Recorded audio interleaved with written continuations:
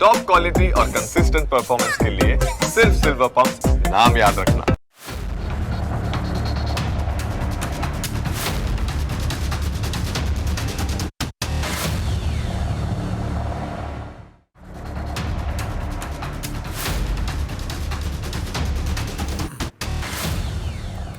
ઘરડા મા બાપ પોતાના સંતાનો પર ભરોસો મૂકીને પોતાની આખી જિંદગીની કમાણી તેમના નામે કરી દેતા હોય છે, પરંતુ જ્યારે એ જ સંતાનો મા બાપને ગળપણમાં તડછોડી દે ને ત્યારે તેમના દિલ પર શું વીતતી હશે એ વેદનાને શબ્દોમાં વ્યક્ત કરવી મુશ્કેલ છે. આવા જ એક ચોંકાવનારા પણ આંખ ઉઘાડનારા કેસમાં બોમ્બે હાઈકોર્ટે તાજેતરમાં એક બહુ જ મોટો ચુકાદો આપ્યો છે. અદાલતે ચોખ્ખા શબ્દોમાં કહી દીધું કે જો માતા પિતાએ પોતાની મિલકત એ શરતે સંતાનોને ગિફ્ટ કરી હોય કે તેઓ ગળપણમાં તેમની સેવા ચાકરી કરશે અને જો સંતાનો આ વાયદો પૂરો ન કરે ને તો મા બાપ પોતાની એ મિલકત પાછી મેળવી શકે છે.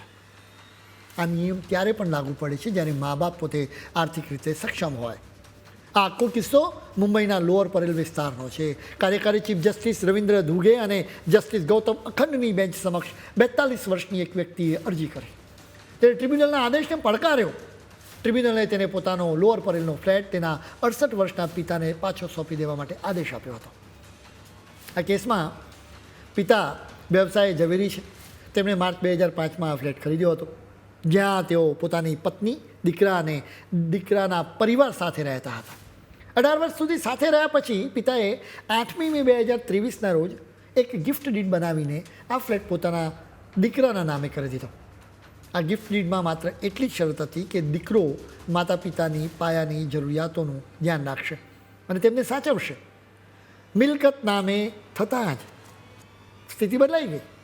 સમય જતાં પિતા અને દીકરા વચ્ચેના સંબંધો વણસી ગયા. બાદમાં સ્થિતિ એ હદે ખરાબ થઈ ગઈ કે માતા પિતાએ 2025માં પોતાના જ ઘરમાંથી બહાર નીકળી જવું પડ્યું. દુઃખી થયેલા પિતાએ આખરે maintenance and welfare of parents and senior citizens act હેઠળ બનેલી ટ્રિબ્યુનલનો દરવાજો ખટખટાવ્યો. ટ્રિબ્યુનલે પણ મા બાપની વેદના સમજીને 13મી એપ્રિલે ચુકાદો આપ્યો કે દીકરા અને તેના પરિવારે 60 દિવસની અંદર આ ફ્લેટ ખાલી કરીને માતા પિતાને સોંપી દેવો પડશે. આ આદેશથી અકળાયેલો દીકરો હાઈકોર્ટ સુધી પહોંચ્યો અને દલીલ કરી કે તેના 68 વર્ષના પિતા આર્થિક રીતે ખૂબ જ સક્ષમ છે. તેણે એવી પણ દલીલ કરી હતી કે તેમનો પોતાનો બિઝનેસ છે અને બીજી પણ ઘણી બધી મિલકતો છે. તેના મા બાપ કંઈ લાચાર કે અસહાય નથી કે તેઓ પોતાનું ભરણપોષણ ન કરી શકે. જોકે હાઈકોર્ટે દીકરાની આ દલીલને સદંતર ફગાવી દીધી છે. આ કેસમાં પિતાને maintenance and welfare of parents and senior citizens એક્ટના લીધે ન્યાય થયો. આ કાયદો ખૂબ જ મહત્ત્વનો છે. કપૂતોથી પરેશાન થનારા માતા પિતાઓએ આ કાયદા હેઠળ ફરિયાદ કરવી જ જોઈએ. તેમને માનસિક અને શારીરિક અત્યાચારોથી બચાવવા માટે કાયદામાં જોગવાઈઓ છે. સૌથી પહેલાં તો પોલીસમાં જ ફરિયાદ કરવી જોઈએ. એ સિવાય maintenance and welfare of parents and senior citizens act હેઠળ રચાયેલી ટ્રિબ્યુનલમાં પણ ફરિયાદ કરી શકાય છે. સબ ડિવિઝનલ મેજિસ્ટ્રેટ આ ટ્રિબ્યુનલના વડા હોતા હોય છે. તમે ટ્રિબ્યુનલમાં ફરિયાદ કરશો એના 24 કલાકમાં જ પોલીસ સુધી આ મામલો પહોંચી જશે અને એક્શન શરૂ થઈ જશે. વૃદ્ધ માતા પિતા તેમના સંતાન પાસેથી ભરણ પોષણ મેળવવા માટે સબ ડિવિઝનલ મેજિસ્ટ્રેટની ઓફિસમાં જઈને અરજી કરી શકે છે. આ અરજી પર 30 દિવસમાં જ ન્યાય મળી જશે. માતા પિતા દત્તક લીધેલા સંતાનો પાસેથી પણ ભરણ પોષણ માંગી શકે છે. એટલું જ નહીં, નિસંતાન સિનિયર સિટીઝન્સ માટે પણ આ કાયદામાં જોગવાઈઓ છે. સિનિયર સિટીઝન્સની સંપત્તિ જેમને વારસામાં મળવા જઈ રહી હોય તેમની પાસેથી પણ તેઓ ભરણપોષણ માંગી શકે છે. જો કપલની સંપત્તિ તેમના પૌત્ર પૌત્રી કે ભત્રીજા ભત્રીજીને મળવાની હોય તો તેઓ તેમની પાસેથી પણ ભરણપોષણ માંગી શકે છે. ભારતીય સમાજમાં વડીલોની સેવા કરવી હંમેશા આપણી સંસ્કૃતિનો એક ભાગ રહ્યો છે, પરંતુ આજના સમયમાં સંયુક્ત પરિવારો તૂટતા જાય છે અને વિભક્ત પરિવારો વધતા જાય છે. પરિણામે ઘણા વડીલો ગળપણમાં એકલતા, માનસિક ત્રાસ કે આર્થિક મુશ્કેલીઓનો પણ ભોગ બને છે. આવી સ્થિતિને ધ્યાનમાં રાખીને ભારતીય કાયદાએ મા બાપની સંભાળ રાખવાને માત્ર એક નૈતિક ફરજ નહીં પરંતુ એક કાનૂની અધિકાર બનાવી દીધો છે.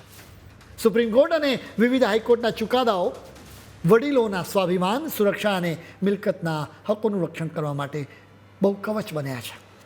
સુપ્રીમ કોર્ટે મુંબઈના લોઅર પરેલ જેવા જ ઉર્મિલા દીક્ષિત વિરુદ્ધ સુનિલ શરણ દીક્ષિતના કેસમાં ગિફ્ટ ડીડ રદ કરી દીધી હતી. કોર્ટે બહુ મોટી વાત કરી કે જ્યારે કોઈ વડીલ પ્રેમ અને લાગણીથી સંતાનને મિલકત આપે છે ત્યારે તેમને સાચવવાની શરત એ દસ્તાવેજમાં લખેલી ન હોય તો પણ કાયદાકીય રીતે વણ લખાયેલી શરત તરીકે જોડાયેલી ગણાય. જો સંતાન મા બાપને ન સાચવે તો તેને વડીલ સાથે થયેલી છેતરપિંડી ગણીને મિલકત પાછી લઈ શકાય છે. દરેક વ્યક્તિની સૌથી પવિત્ર ફરજ માતા પિતાની સેવા કરવાની છે. તેમણે આપણા જીવનના પહેલા શ્વાસથી લઈને દરેક પગલાં આપણને સંભાળ્યા છે. હવે તેમની સંભાળ સંતાનોએ જ લેવાની હોય છે.